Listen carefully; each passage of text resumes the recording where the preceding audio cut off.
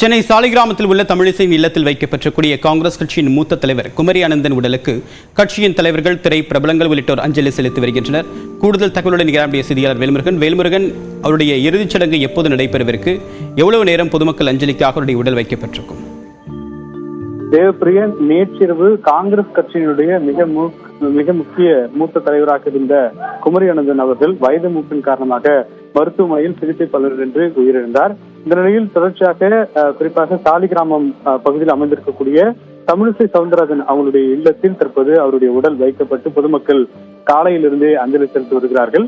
குறிப்பாக சற்று முன்னதாக கூட தேமுதிகவினுடைய பொதுச் செயலாளர் பிரேமலதா விஜயகாந்த், அதே போல மன்சூர் அலிகான், சுபகிரி பாண்டியன், சரத்குமார் உள்ளிட்ட பல திரை பிரபலங்களும் அதே போல முக்கிய அரசியல் தலைவர்களும் தொடர்ச்சியாக அஞ்சலி செலுத்தி வருகிறார்கள். நடிகர் செந்தில் உள்ளிட்ட பலரும் தற்போது வந்த வண்ணம் இருக்கிறார்கள்.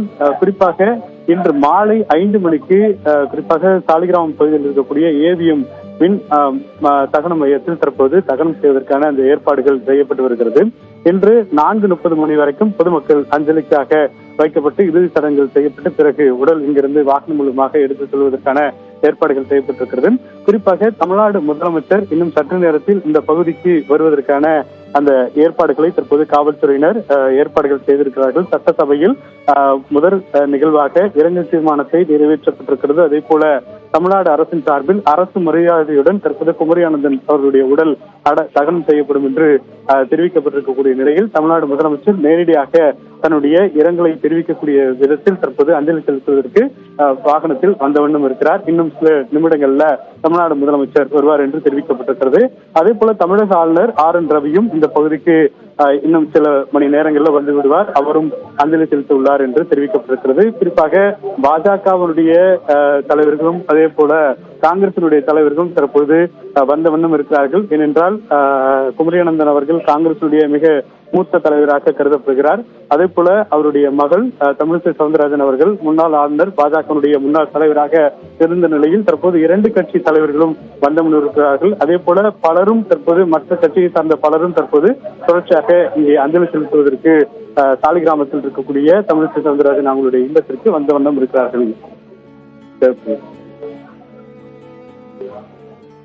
தமிழ் தேசிய தென்றல் ஐயா குமரி அனந்தன் அவர்கள் என்று நம்மிடையே இல்லை. அவர் தமிழாக வாழ்ந்தார். அவர் அளவிற்கு இலக்கியம் பேச மகாபாரத, ராமாயண, குற்றால குறவஞ்சியாக இருக்கட்டும், மணிமேகலையாக இருக்கட்டும், அக்குவேறு ஆணிவேராக பிரித்து ஆய்ந்து சொற்களை உச்சரிக்கும் விதமே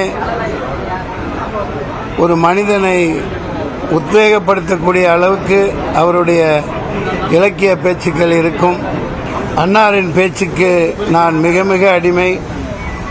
சென்னையில் முதலில் வந்த பொழுது 89, 90களில் இருந்து வடபழனியில் பல இடங்களில் நடக்கும் எந்த பொதுக்கூட்டத்திற்கும் அவருடைய பேச்சுக்காக நான் செல்வேன். அப்படி ஒரு தமிழ் பேசக்கூடிய ஒரு மனிதன் இப்ப தமிழ்நாட்டில் இல்லை. அது ரொம்ப வேதனையானது. தன்னுடைய வாழ்க்கையை அர்ப்பணித்து மிகவும் எளிமையாக வாழ்ந்த ஒரு உன்னதமான தலைவர். அவர் இன்றைக்கு வயது மூப்பின் காரணமாக மறைந்து விட்டார் என்ற செய்தி உண்மையிலேயே எல்லாருக்குமே ஒரு கஷ்டத்தை கொடுத்திருக்கு.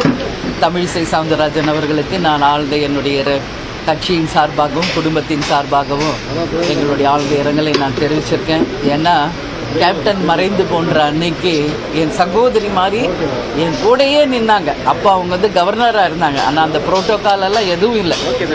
3 வாட்டி வந்து என் கூடையே இருந்து கேப்டனை இறுதி மரியாதை செலுத்தும் வகை அவங்க அரசியலுக்கு அப்பாற்பட்டு ஒரு நல்ல என்னோட சிநேகிதி.